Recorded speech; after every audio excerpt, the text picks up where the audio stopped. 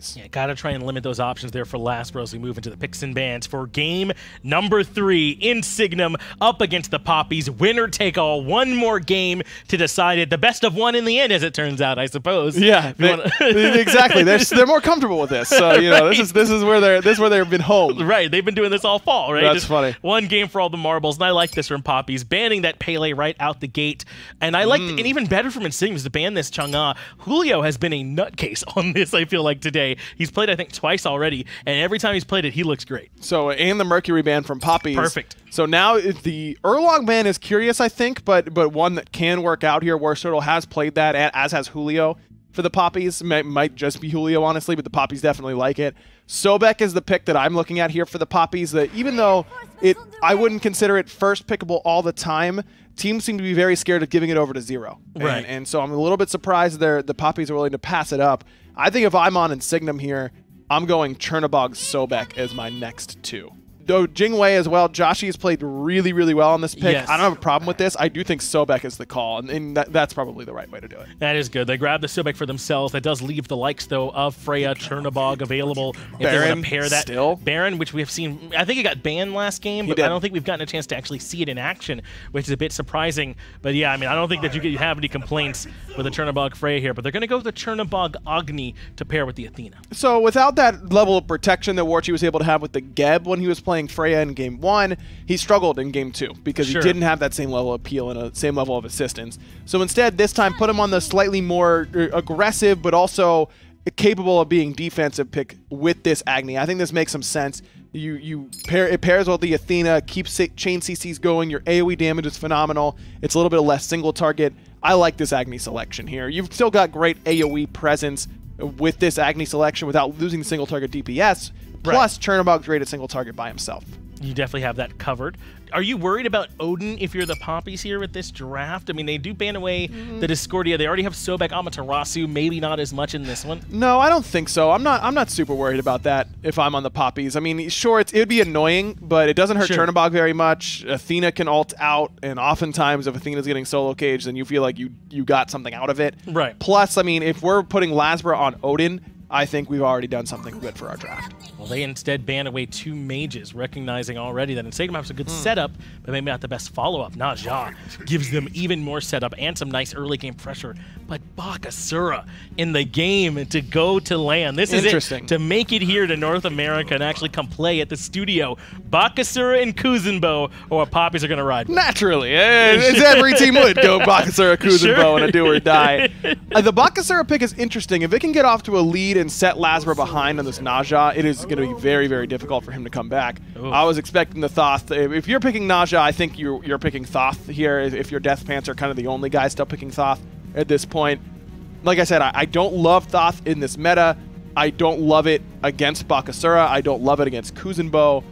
But if DeathPanter is able to just hit everything and put on a great mechanical display, then I think Insignem win this game. But if he struggles, if he's constantly getting blinked on by Bakasura, blink, regurgitate, chase him out after the dash, then I think Papis might be coming to land. Well, that's why I'm a little bit surprised here. Was Nuwa more likely than Thoth to come out in this draft? I mean, like you said, we've seen DeathPanter kind of rely on this. Nuwa's better against Bakasura. So if Papis were planning on going for Baka, then Nuwa's better to take away. That's a good point. So now there should be a little bit more space opened up for them to try and get into the jungle. A lot of pressure going to be on WorstTurttle to try and make this pick work. But game 3, Insignem up against Papis. Who do you think is going to win? Let us know in the Mixer poll. But I will make you all wait no longer. Let's move right into the action. Tom and Toli, take it away. TNT here for this dynamite match. You know, I like this duo because we're TNT, Tom and Toli, and Doug is the D for dynamite. Ah. We got this one. I mean, that's not fair, though, because it's like TNT for you and Taco as well. Yep. We're also dynamite. I want to be the only dynamite. Don't continue down the line. I want to be the only dynamite one. Well, we're a team here. We got TNT, me and Aggro, I'm not going to touch. But Papis here, down to the wire. Could this be their trip to North America? Could this be it? After so many years, Anatoly, this one is really for all the marbles. It definitely is. A best of one. These teams very familiar with best of ones, as that's how it was in the Smite Minor League. trying to find their victories throughout 6 weeks of competition. Now all boils down to this last entire match. It wasn't an opportunity for Optimus Gang that remained so dominant in the regular online portion. All it takes is the absence of your most impactful player to lose all the work, the hard work you've done. Yeah, pretty unfortunate story for Optimus Gang. But the Papis and Insignem are the ones in the conversation right now. Dracomarino has been the focal point for me for the Papis here in this series. WorstTurttle has had some good games, but Julio as well. I've loved the Chang'e banned out here in game number 3. The Athena going to look for the setup plays as WorstTurttle looking for the invades. That's what I want to see when you play Bakasura. I need to see you invade. I need to see you invade. He already has 12 more stacks on his Assassin's Blessing. What has LASBRA been doing the entire time? Not eating. Hard to out-eat Bakasura, I guess. That's what I'm saying right here. Julio on the Athena solo. He's invading everything. Yeah. 15 stacks above. Now he's going for his own speed. This is really wild. Now 10 penetration is nothing to scoff at either. WorstTurttle also is going to be able to just get way more experience per minute at the end of the day. A whole 60 above his opposition. Genetics trying to back. Draco threatens. And he won't be able to. A lot of it comes down to the Baka passive as well, because as you're killing these minions, you're gaining more movement speed and attack speed. So you keep refreshing this. Like, look, now he can go for red buff, get another 3 stacks, but he prioritizes the left mid Harpies, knowing that he's just going to eat one of the minions anyway, right off the bat. Could have looked for a red buff invade if he knew the timer, but Warchi still had to clear the mid wave, and solo invading at 3 minutes. A little risky if you don't know where everyone is. Exactly. WorstTurtle certainly having a good time of his own, making good time in the jungle. This is insane. That experience per minute is now transitioned to 80 above what LASBRA's been able to do, getting his own back camps now. Speed buff's coming up in a minute's time. Blue buff is available. And I love this play by WorstTurtle because he's not making a level 2 gank. Bakasura is not a character that has that sort of impact.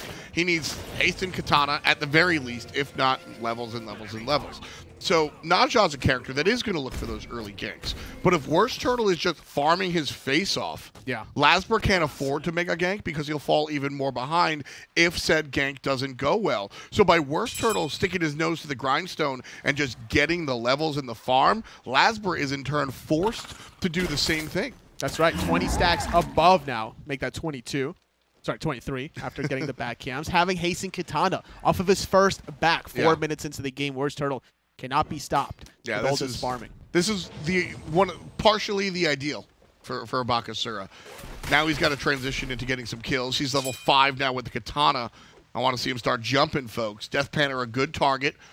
The ultimate will cripple him out at the beginning. He's about to evolve his Assassin's Blessing after the speed and those back camps that are just now respawning on the right side of the map. So he could be looking to gank maybe even the Sobek. Wouldn't be a bad idea as long as the dash is down. If the dash is down, I think that's a kill. Well, if the dash is up, he cripples it out and then stands in front, right? True. You can get fancy. But then, like, as a Sobek, I wait out your CC immunity, tail flip you away, bomb myself a little bit additional time, and then tail flip into safety, or plug into safety. Definitely. Definitely true. Zearoe the Sobek main. That's true, and that's why Papis banned it away in the first 2 games, but now switching things up to ban away the Mercury in game number 3, allowing Insignem to go for that Sobek solo. Mercury hadn't impacted every single team fight, so I'm not upset about that ban. That said, maybe the Sobek will have the impact that the LASBRA won't have this time. And this time, Insignem switching things up by banning the Chang'e in the first round, giving up Athena to Julio. Not something that he's played in this entire day, if I'm not mistaken. Yeah, a different look for Julio here. He's played his signature tier. He went into the Chang'e. Now he's playing the Athena. He's also played, I believe, Kumakarna. Yep. Taking a page out of Sibby's book. Optimus Gang, man. I really did want to watch them play. Not much mana on DeathPanter. It is a 3-on-3, but what is DeathPanter going to do with this fight with that much mana? Well, here's a little bit of help from Athena. Lands down on top of Zearoe. Doesn't have the pluck available as he just did it to WorstTurtle. So, not too much going on there despite a decent amount of violence. Genetics using his ultimate as well. So 2 ultimates for 1. Only relic that was used was Dracomarino's shell in that last encounter. Zearoe took a decent amount of poke there. And yeah, with Hasten Katana, if you could just bait yourself in a pluck, even like if you hold that thought though, because finally, attention onto Genetics this time around. Just a little damage check. Not guaranteed to find a kill. But these minions... Hello! WorstTurttle and the homeboys. The minions get the kill. Genetics. I don't know what was going on there, but homie just did not. What? You can't do that. Does he not have health bars on or something? You can't do that. Oh, Genetics. That's like... I never rip into players. Like, ever. Totally. The floor is yours. I never rip into players. But that play was so bad that it makes me believe that he's never touched Smite before. Like, that's how bad it was. Because, like, your minions are hitting you clearly.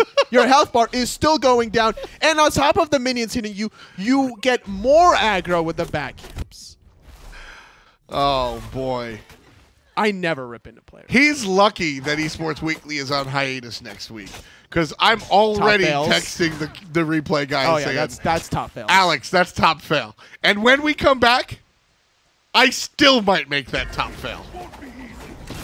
Genetics now isolated here. This a much more honest kill if it goes that direction, but Julio stunned.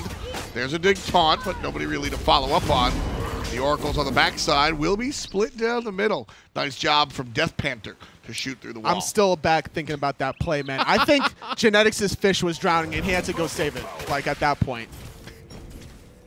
Yeah? Yeah, the fish was drowning, needed to go save it. Oh, man. Totally, you dropped your pocket. Oh, no. I better pick it up.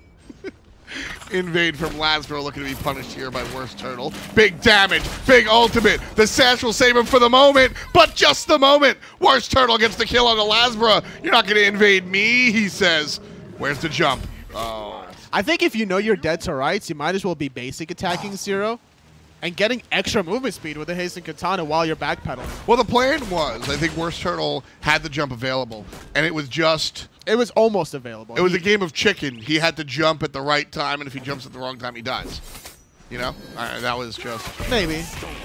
I'm pretty sure it was still not available. It was just on cooldown? It was still on cooldown from when he jumped onto LASBRA, but I think you can maximize your DPS a little bit better. Maybe have those two members rotating to play cleanup.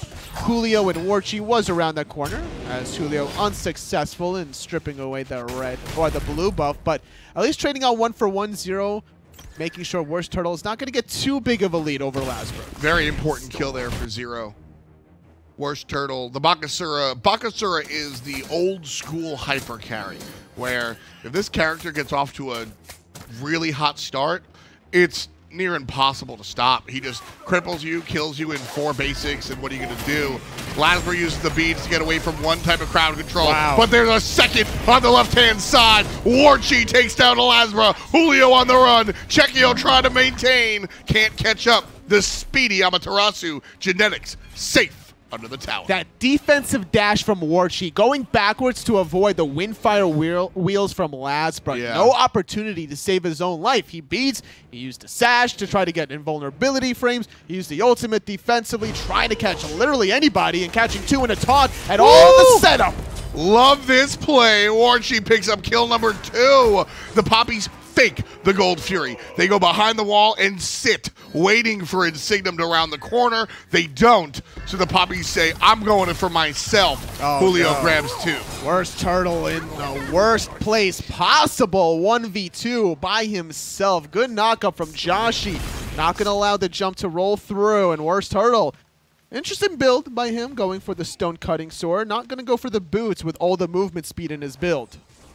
Insignem now the ones to start the Gold Fury. Heavy damage as it's already at 30%. Check you over the wall. Going to be a little bit too late. Tosses 1, tosses 2. Very close. That was close. Very close. DeathPanter mistimed that ultimate. Didn't have lethal quite yet. Needed to wait half a second longer. He definitely channeled it the full 4 seconds, I believe, but just channeled it too early to start. I thought Chekio might have snatched that. I thought so, too. That was awfully close.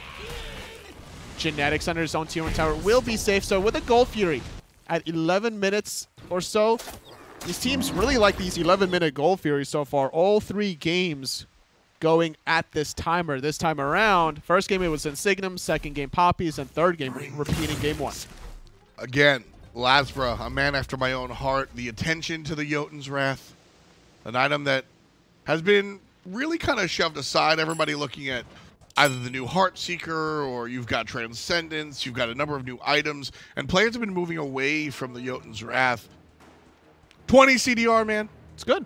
It's great. Nothing wrong with it. 10 penetration. Penetration as well. To go with it, with the ring bounces of how easy it is to spread that in team fights. Do you remember when this item had 15? 11 penetration? Yeah, that was a weird one. I forget the reasoning behind it. Because 15 was too high and 10 was considered too low. So they went, 11. you know, this one goes, why don't you just make 10 higher? They go, no, this one goes up to 11. Yeah, I do remember that.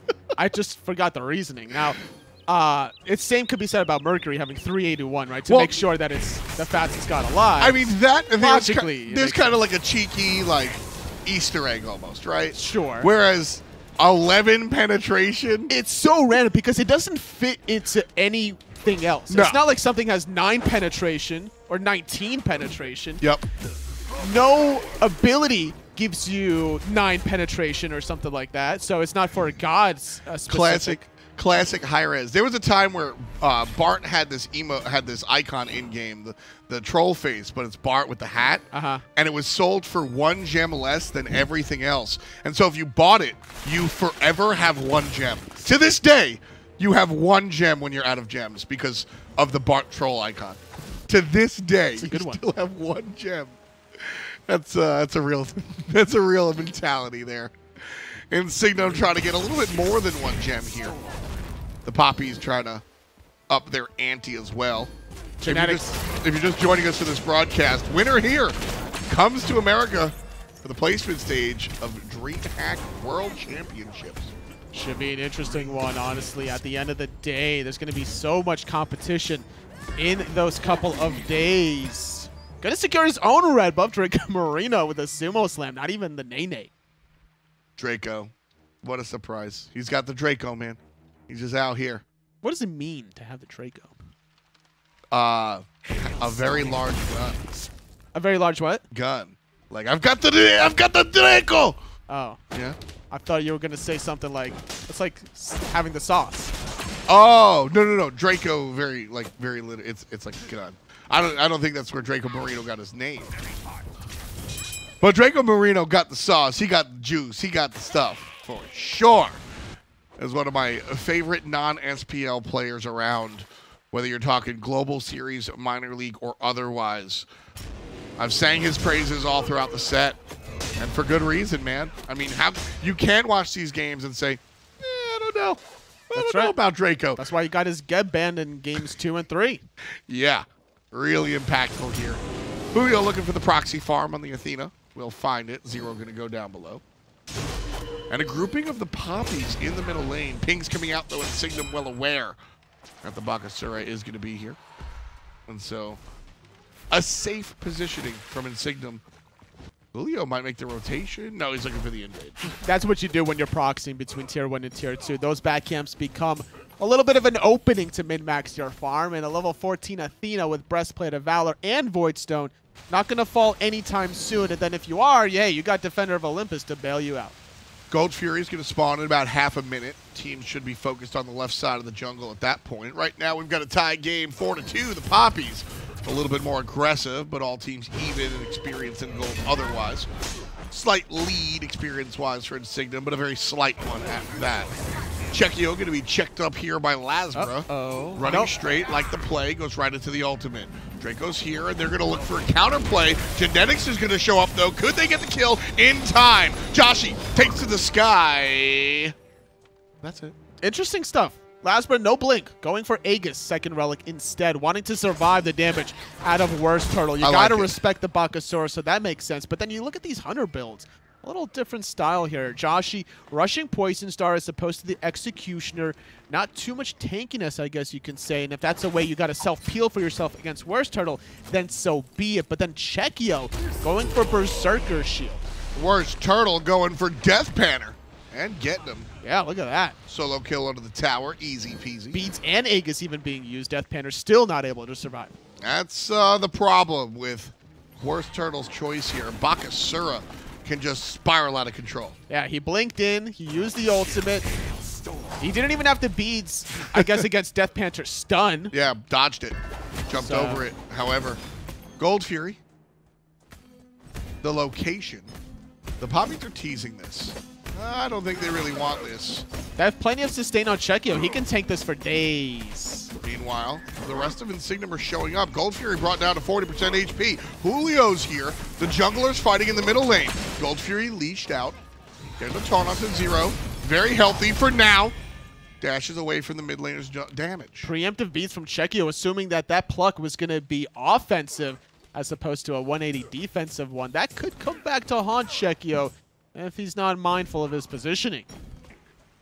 Chekio's ult will come up rather soon, so he can use that to kind of get out of danger, but I'm with you. That was surprising. That beads was unfortunate, and if I'm on Insignem, I definitely taking note.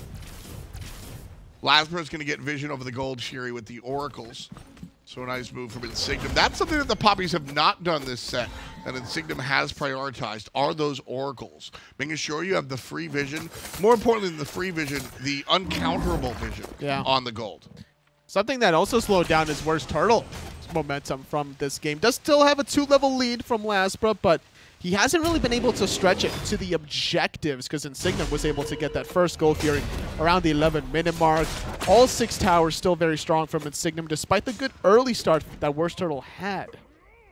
Shield of Regrowth for LASBRA, also an item that I love on Najah. And again, I love LASBRA. He gets it. Understands that not every build for every situation. Sure. I don't want to see Shield of Regrowth every game on your Najah, but when you have to run away from players that are faster than you, you're going to be able to really, you have that on command because you had Flaming Spear and you heal, so you're able to just make use of that Shield of Regrowth whenever you want. Very intelligent build here from LASBRA, keeping in mind the Bakasura. Yeah, getting some health under himself, not a bad idea. Would like to see a Winged Blade to also get away from some of the Bakasura slow shenanigans, so that way you can still use that Flaming Spear whenever you want to engage offensively. At the same time, you've got to be careful. LASBRA is still in a position to deal damage. He's not transitioned to full tank Najah. He still can have that potential. So I do want to see some more power built on him, and I like the direction he's going with his next item. If he goes 1-4-1, that's when you full shift. That's when I want to invite all of these tank items in, because the ability for you to do damage when 5 levels down is more of a pipe dream than anything else. This build screams to me like poke from a distance before going in. Throw out as many ring bounces as possible. Wait for that perfect opportunity to actually fully commit with your sash, wind, fire, wheels combination. Whereas WorstTurtle's build's like, I'm just going to hold left click. And oh, yeah. WorstTurtle trying to buy that Atalanta's bow to get to Atlanta. WorstTurtle smork it up. Yeah, just faces the place, man. WorstTurtle looking for it. And he's been doing it. 3 kills in total. Second on the player damage. Trailing by about 4,000, 5,000, 6,000. Papis starting the Gold Fury. Genetics will be zooming. Julio's here, lying in wait. Taunt's good. Everybody looking towards Genetics. Amaterasu pushed forward. Not enough damage from the Papis. Where are the carries? Chekio a little too scared. Look how far back he is. He was afraid of LASBRA wrapping around that Gold Fury. Why is WorstTurtle backing? This is the wrong choice. Join the team. What is he buying that's that important? Executioner? That is pretty important. That is pretty important. But Chekio already having that item. I don't know if Insignem saw the back, so no, they didn't. Being able to back over your own Sentry Ward or whatnot is what allows Papis to get away with that one. And again, WorstTurtle, 2 levels up. Ooh, good Level taunt. 17, big boy taunt from Julio. There's the ultimates from Warchi. And Insignem going to walk away for now. Likely to rejoin, though. Gold Fury 75. LASBRA's local. Gets taunted in. There's a stun. Will be avoided. And Dracomarino on the offensive here.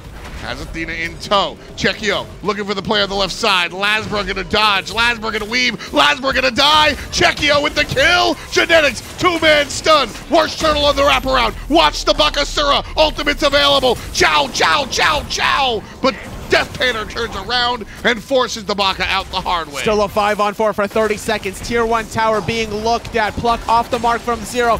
Gets off the tail whip, but he couldn't get the sickening strike. Now WorstTurttle thinking about going in. Needs to respect DeathPanter's damage and all that loud commotion over one pick and only a tier 1 tower. Gold Fury still stands strong. Guerrilla warfare by the Papis. I'm all about it.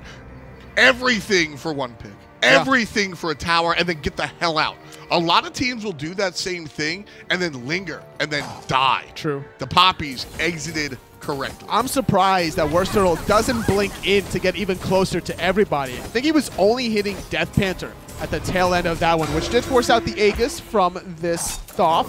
And Insignem counter that tier 1 tower on the left side with a Pyromancer of their own. Julio's in trouble. He's gonna dash away, but I think Zero's got him, and he does. Yeah, that Wing Blade too fast to run away from. Well, the Gold Fury goes to the Papis. Nice play there. But at what cost? Dracomarino with a fantastic watery grave. Joshy takes down Warchi.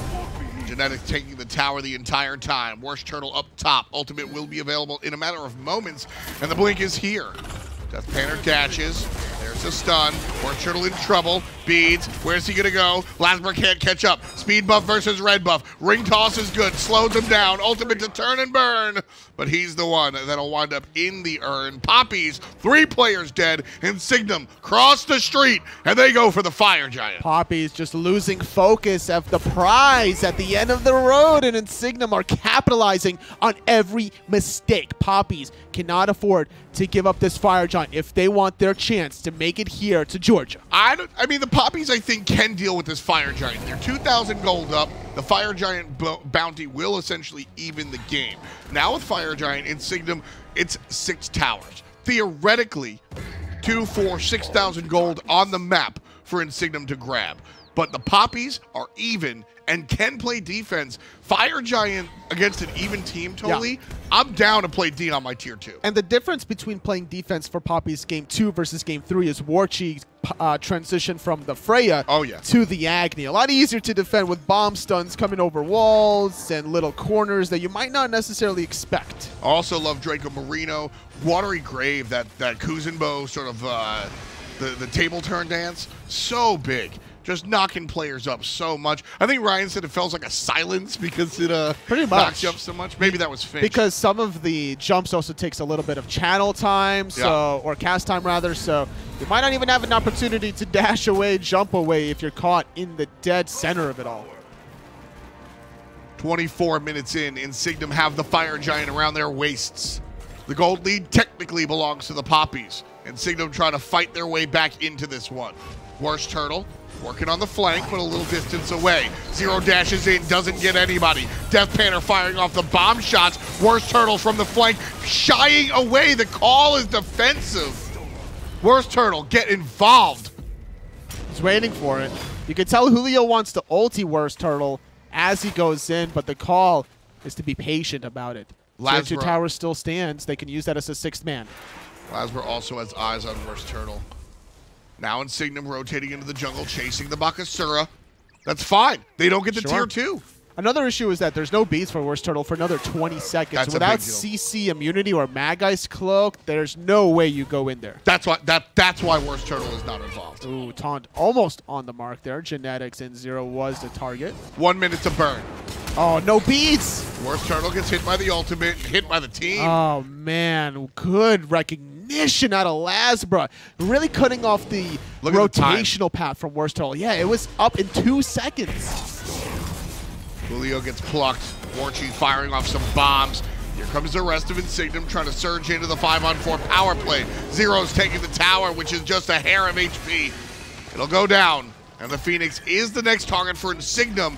Still a tie game, as the Papis have been able to stay gold relevant. 3-man stun from Warchi, and Dracomarino putting everybody up and down. But the resurgence from Insignem, they're going to look to fight again DeathPanter the only one healthy. Joshy was forced to airstrike away. WorstTurttle coming up in 15 seconds and wanting to play a little safer now. Insignem moving their attention to that mid lane. Plenty of gold on the map for them to pluck away.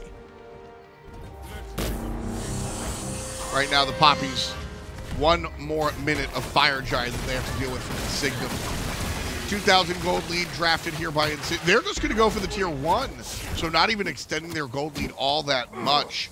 I think that's going to be the final fire push, and it will be as Insignem heading back to base. Won't have enough time with the Fire Giant put on them. The Papis right there, I think I call that a successful fire defense. Sure, yeah, without losing any Phoenixes, any Fire Giant defense would be successful.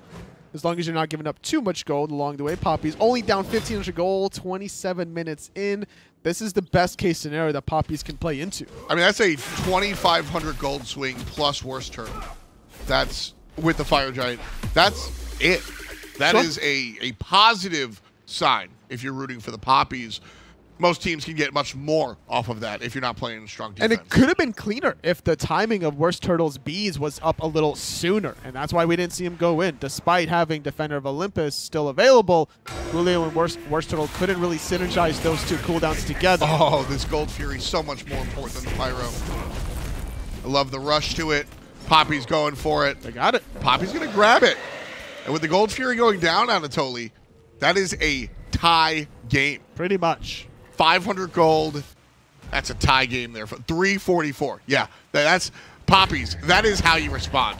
That was a beautiful sequence from the Papis. From the moment they lost the Fire Giant, how they defended, and how they recouped it, that right there is how to play from behind. And that's not going to hurt Insignem, I think, at the end of the day. I think that they're still in position to force team fights, force objectives such as Fire Giant, and look for the flank opportunity. LASBRA now with plenty of damage, with Shifter Shield completed, has been feeling confident about going in, but has one less target to go on now that WorstTurtle has the Mag-Ice Cloak up. Yeah, this becomes a 50-50 game again.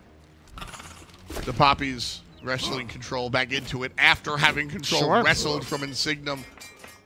It was like 52-48 now to being 50-50. It's all about who can get off the better engage. You're looking at Zearoe's Plucks versus Julio's Thoths. Zearoe has been decent, but he has missed a bunch of prey charges. I mean, like the famous Michael Scott used to say, you miss 100% of the shots you don't take. That's fair. Zearoe right now, he's going to be shot and taken. 40% on the solo Sobek. The control from Dracomarino really strong. Who's Fire Giant trying to fight? Anybody have Mystical? Nah, just the... I think it was the Nene Kappa. The Nene Kappa. Yeah. Fire Giant. I love this positioning from Insignem. Genetics and DeathPanter are in vision range, and everybody else behind them. They're trying to bait the Papis into starting this FG. And the Papis are not willing to take said bait. 2 even. 5-on-5. They got off, what, 50% of Zearoe's health bar? That's not even that big of a deal, knowing that he has teleport. He could be coming back at any given moment. Now that Zearoe's healthy, he could be looking for some plucks if he wants to, but it's all a little bit of a progress game. You got to push yourself up forward to get some sentry wards and key focal points, then have all your members within position. Look where this Bakasura is. He's going to come and join the party a little bit late, which is honestly the way Baka wants to fight. Look at Joshy's health bar. Joshy's gone. He's got it back to base. There's the Chernobog to confirm it. Cherno goes over the top, forcing Joshy to the ultimate. Here comes WorstTurttle, and he's got the help from the support. Big boy plays from Julio and WorstTurtle. The rest looking towards Zearoe. Knock up. Dracomarino separating Zearoe from the rest of the squad. But here comes Genetics one more time, reinvigorating the team fight and helping out Zearoe, number 7. For Insignem. A 1-for-1. The Aegis was good for Warchi on the moment. DeathPanter dashing away defensively. Stun onto Chekio. He's forced to go into the Aegis. Plug from Zearoe will confirm the Hunter. A 2-for-1. WorstTurtle's gone. Dracomarino likely to drop here as LASBRA on the chase. Hits him with the big stick. And Julio and WorstTurtle have to get on out of here. Trying to avoid the deicide. Dash away is good. Insignem have to back to base, though. Not a free Fire Giant by any stretch of the imagination. What a play. What an active play from both members. Warchi actually forced Joshy so low that he had to escape. They're recognizing this. Chekio uses Living Nightmare, not going to allow Joshy the Jing Wei freedom of coming back into the Fire Giant pit, wanting to force the issue, but taking a little bit too much damage under that tower was WorstTurttle. So he was kind of like almost out of the fight in theory from having that much health. And with the team fight being so scattered from Julio ulting out WorstTurttle, it was a 3-on-4 around that speed buff that allowed Insignem those 2 additional picks. Julio's here, but the Fire Giant goes to Insignem nice and easy. WorstTurttle too slow. It looked like Papis wanted to talk about that one and maybe try to stop it, and WorstTurtle had every opportunity to get there in time. If the call was to stop the Fire Giant, WorstTurtle definitely screwed up. If the call was not to, then sure, WorstTurtle did what he was supposed to do and just continued farming. Yeah, I don't see a world where Papis stops that Fire Giant between a Athena Bakasura combo. Yeah. No blink available for WorstTurtle at that time. So going in there would be basically guaranteed death trap, an all-in commitment. Where I think Papis don't need to make that kind of a risk, knowing that their defense last time was relatively successful. They held on beyond that tier 2 tower on the left-hand side, deterred Insignem from pushing for any sort of Phoenix. Warchi is going to make or break these defenses. That's certainly true. 32 minutes in, Insignem and the Papis. Insignem just recently grabbing control of this one, 9-7 in Insignem's favor. 3,000 gold up in their favor as well. Team that wins this game, this single game, as this is the rubber match of the best of 3, will go on to visit us here in Atlanta for the placement rounds and potentially make their way to the Smite World Championship at HRX, which is held at DreamHack down here in Atlanta. If you asked me before today started who's going to go, wouldn't have put Papis in even the number 2 discussion. No. Honestly, even with Johnny not being a part of Optimus Gang, I thought that Optimus Gang had a better shot than the Papis. But Papis showing signs of life today, despite being down 5,000 gold in the last and final game, have still the opportunity to clench their way into North America. A very close one here. Insignem trying to come down onto the right side. Phoenix. Towers are gone. Gold irrelevant. DeathPanter staying in the back. LASBRA curiously forward. Might look for an initiation. Joshy safe and sound on the back line. So much range from DeathPanter. It's really hard to do anything against that, unless you're going to blink in an all-in commit against him. But the only member with the blink is going to be WorstTurttle. And if you go in with your Bakasura player, you better have Defender of Olympus beside you. Mid lane, for the left side. Left side Phoenix. A lot of minions. That's true. 2 waves. That's why we see Insignem shift over here. Nice pluck to start the party. Dracomarino already in trouble. Ultimate used to get to the back line. He's going to have to go find his way to the fountain. Bakasura shoves players off. A nice jump avoids the damage coming out from the Sobek ultimate. Not finding any damage on that Phoenix Beautiful. whatsoever. And Dracomarino forced to use that shell. Even another shell from Julio being used. Every other relic is still available for the defense. Papis needs to make this next one really count as well. 1 more minute, 50 seconds more specifically left on the Fire Giant. Insignem trying to make the best of their push. Genetics leading the charge. There goes the sprint. Minion's going to pop in as well. Right side is the target. Warchi barely survives. Big ultimate coming out from DeathPanter. However, WorstTurtle chows down. He gets chowed on. LASBRA gets the first kill. WorstTurtle falls to the wayside. It's 10-7 and a 5-on-4 on the left wing. Despite surviving, Warchi was not existent in that team fight. Having to go back to the fountain to heal up means there's no bomb stunts to worry about. Insignem were free to do as they please, but now they're going in for round 2 and they do have to worry about the bombs. This is the final push they can make with the Fire Giant. There's the ultimate from Genetics trying to set up Dracomarino, who gets the kill on a Zearoe. Reptile above reptile, and it's all about the Papis surging into the aggressing Insignem. Players on the retreat. The Papis do not defend the left side Phoenix, but that's all they lose. Chekio with Living Nightmare going to slow down Insignem, but not wanting to obviously transport himself into a 1v4. Fire Giant fizzle, the buff fizzles away out of Insignem. Needs to wait about 35 seconds for that one to come up. Might as well pick up a Gold Fury along the way.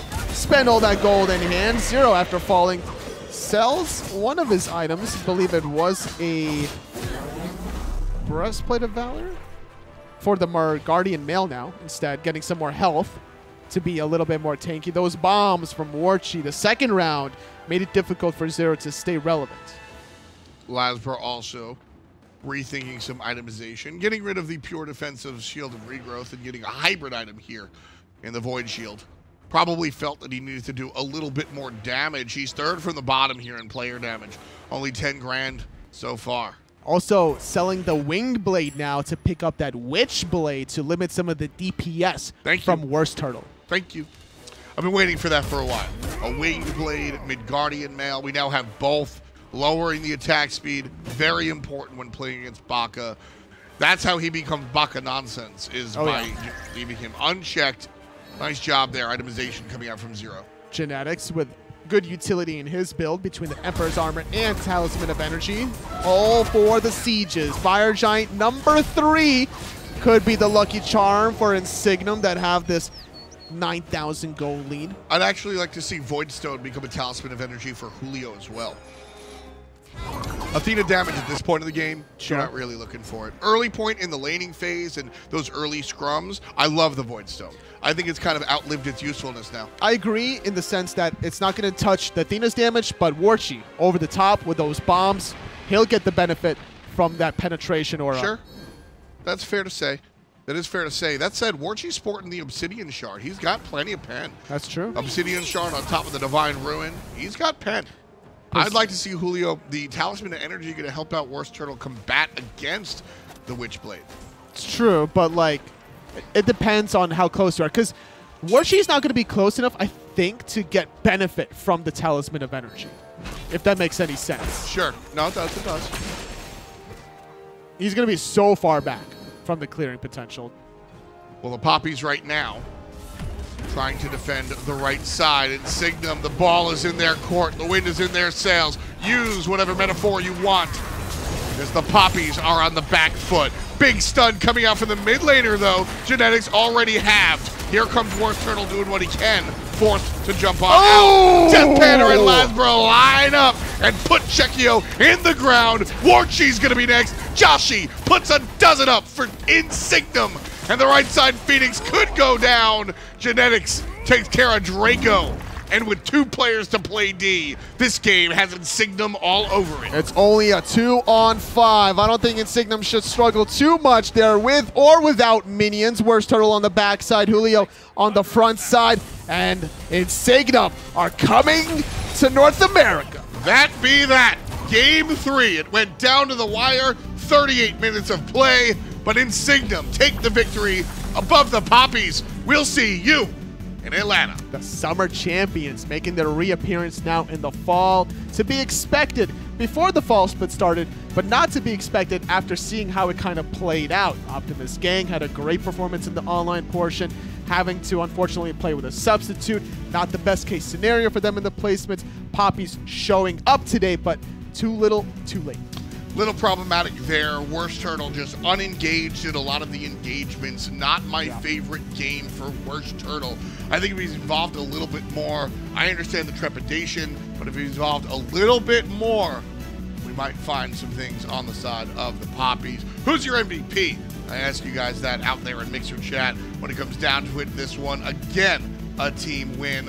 But DeathPanter, big boy plays on the Thoth. I think Zearoe also had some key plucks towards the end. He shot a lot of shots there in the mid stages, didn't hit all of them, but man, was he trying. Zearoe, he's a Sobek main for a reason. He ran the game. In 3 games, Insignem take it. We'll see them in placement rounds. Let's take a closer look with John Finch and Ryan Bailey. Thanks, Tolly. Thanks, Tom, as well. Game 3 is in the books, and that's all we needed. Insignem have made their way to those placement stages, and I barely have the congratulations out of my mouth before I can say good luck. Yeah. It's not going to be easy for them. It won't be, but Insignem has definitely earned it, I think. I mean, yes, this was the consistent best team in the European minor league all year long. So despite the fall split where it looks like Optimus Gang may have passed them up, despite the Papis winning game 1 of this set, and you're worried about them, Insignem able to tap into that confidence and that consistency that got them here in the first place. Yeah, it feels almost like, like it makes some sense, doesn't it? This team that's been doing so well. I mean, EU has not sent another SML representative to any LAN.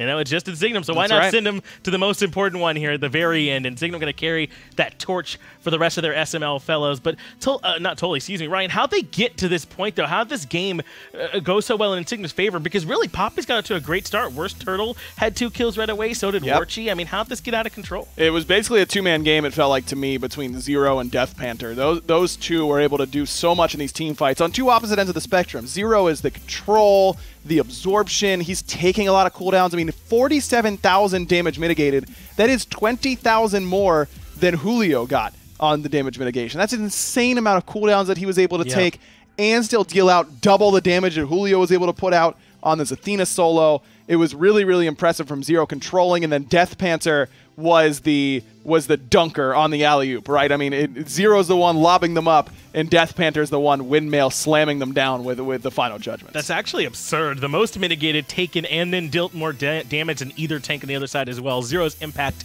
truly felt here in this game, and I think Mixer Chat recognized correctly that Zearoe was the MVP, voted for them out there, and I think you guys were right. I mean, this Croc really was the big problem maker, but we talked about this before, right? You can alley-oop it all you want to, but if there is no dunk, then it doesn't matter. In large part, that was DeathPanter on the Thoth. We said he needed to be essentially perfect on it. He very much was that game. And yes, WorstTurttle got off to a good start, but he wasn't able to find enough to really create any separation, I feel like, between the two teams either. So with Zero's impact and DeathPanter's as well, Insignem were able to close this one out. Very, very well done by Insignem in their team fight. This was a big one around 30 minutes where they get kind of split up. The pathing here from DeathPanter is really, really smart. Not to walk towards his own base or anything like that, but just towards space. Get some space and then let Zearoe be the one to go in and actually engage. Use your distance that you can give with that Thoth and just make it so you're safe and dealing damage simultaneously. And this is the kind of thing we can expect from Insignem, right? Because this wasn't an easy set, I would say, here up against Papis, but it's why they like these best of threes. They sort of get a chance to go back and forth in these picks and bans to try and figure out what it is that's going to work. I liked the idea of going to this Thoth towards the very end of the draft. It's something that clearly is very comfortable for DeathPanter, could help if they end up falling behind. They didn't quite need it that way, but certainly that safety valve was there. I mean, like I said, if he's going to hit everything, Thoth's going to look great. Right. It's just that there's a lot of opportunity cost. There's some risk involved with going with a pick that does nothing if you're not hitting everything. And it's not like it was before where, yes, you still have that same sort of issue where if you're not accurate, it's not going to be a good pick. But in the previous metas where Thoth was top pick, top ban, if you hit a third of your stuff, then you were still going to be able to do a ton of damage. Now he does a little bit less. His early wave clear isn't quite as good. So there's less reward with the same amount of risk. And so that's why we see less Thoth overall. But when DeathPanter is going to play like that, then sign me up, man. He played great. Able to make Thoth look really good, and Insignem as a team look very good. I even liked LASBRA playing on the Naja, I believe, on that one, too. Able to get that one to work for him. We don't see a ton of him anymore. Had some changes, but made it look great here. Let's go ahead and take a look back at all the matches. Remember, this is how Insignem made it here as the representatives out of the SML EU. They grabbed the 2-0 over Optimus Gang, and disappointing performance there. Papis looked great in set 1 as well, but it's Insignem who finally closed them down. At the end of the day, they're going to make it right on through. We do still, though, have to see tomorrow who their North American counterpart will be. And for me, there's 3 people in it, and it's a 3-horse race. Yeah, it's going to be very close. So this one felt like Optimus Gang might be lagging a bit behind, and that certainly ended up happening here today, unfortunately for them. But North America, definitely. I mean, I could see Armada, Sanguine, or Very Nice to Me walking away with a victory at the end of tomorrow. Absolutely, and both these teams know they have a difficult task awaiting them. I believe they're going to be going in facing some rather tough opponents. I think it's Trifecta and Rival that are waiting on the SML winners right now, so not a friendly environment to walk into by any means. That's pretty good. Those are some pretty good teams. Pretty good at the game, as it turns out. But the reason that they're trying to get here, the reason they're trying to be that top team out so they can make it to HRX, that's going to be happening at DreamHack November 16th through 18th. Go grab your tickets now at hi-rezexpo.com. Smite World Championship, which again, these SML teams, the ones that make it, will compete in. Console will be there as well, where Astral's looking really good, so is Rival. Paladins and Paladins Console as well. There's so much that you're getting, just that one admission. You can even go see some of the other games. There's just a ton happening. You know what I just realized is that if it is Insignem going up against Trifecta, then Insignem has their chance to get revenge on Paul for what Paul did to them during the Spring LAN whenever he was playing in the minor league. In a way, yeah. On Anxiety Onset. And good luck there, because Paul dominated in that set. Do not forget. He true. really crushed him down. So maybe Insignem has learned their lesson this time. Maybe they know how to try and slow this guy down. Remember, though, if you don't want to slow down, if you want to keep it right on going, go to the after party when you're done at HRX. $50 all it takes, November 18th. Again, that'll be after we get through with all the shenanigans that are going to be happening on the final day at main event. There's a ton of fun stuff to do there. Laser tag, bowling. It's so much fun, and you get to see all your favorite players, coaches, other pros. Staff will be there as well. It's a lot of fun. Lots of arcade games and even a high ropes course, which seems dangerous to me to have at this sort of thing, but they have it, and everyone's okay. So that's right. Yeah, everyone walks across it. It's fine. I wouldn't, but everyone else does, and they have a great time. I normally would. I don't know that I would at the after party necessarily. Oh, sure. Yeah, maybe not then. Yeah, because I don't believe on doing high ropes on Sundays. That's what he was alluding to, obviously, very clearly there. But a good job, I would say, from Insignem here to come out in SML EU. A great day of action in ASML is going to be happening tomorrow. Coming right back here at the same time. We got plenty more Smite action. As always, thanks for watching. Peach it.